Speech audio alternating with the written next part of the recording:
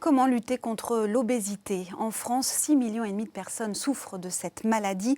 Dans notre région, la ville d'Argenteuil semble très touchée par ce fléau. Au centre hospitalier, toute une équipe se mobilise. Elle propose un accompagnement très personnalisé et ça marche. C'est le Zoom du 12-13. Il est signé Tania Watine et Yoann Dorion. Céline Langui pèse 103 kilos pour 1,60 m. Inquiète pour sa santé, elle a franchi les portes de l'hôpital d'Argenteuil. Lors de ce premier bilan de santé, elle explique au médecin endocrinologue sa détresse. C'est une gêne au quotidien. C'est fatigant, c'est pesant, on est épuisé, on est essoufflé. Au moins de faits et gestes, on est fatigué. Parce que même avec les maternités, j'étais moins lourde que maintenant. Parce que c'est un poids que j'ai jamais atteint.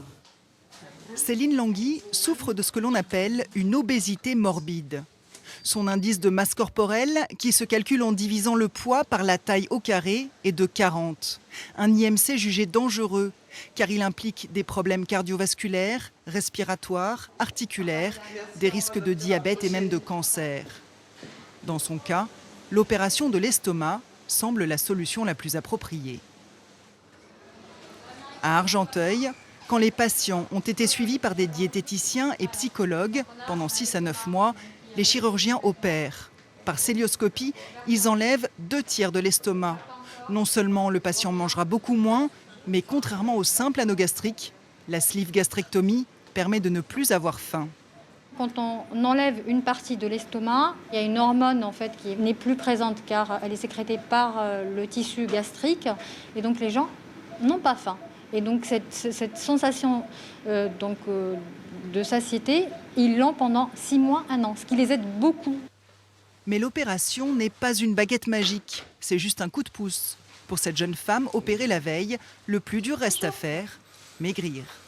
À Argenteuil, les patients sont épaulés pendant plusieurs mois par des médecins, diététiciens, psychologues et par une association. Elle propose entre autres du shiatsu, une sorte de thérapie par le massage énergisant. Il y a beaucoup de patients finalement qui nous disent maintenant, au bout d'1 an de travail, qu'ils retrouvent leur corps. C'est-à-dire là où ils pensaient beaucoup à leur ventre, avant ou après l'opération, d'un coup, ils s'occupent de leur corps en entier.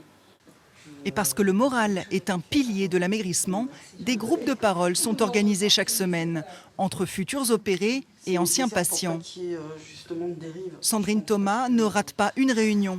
Grâce à la chirurgie et à une bonne alimentation, elle a perdu 26 kilos en 4 mois. Honnêtement, je revis, quoi. Je me sens épanouie, je me sens bien, je m'accepte comme je suis. Je peux rejouer avec mes filles sans être essoufflée, je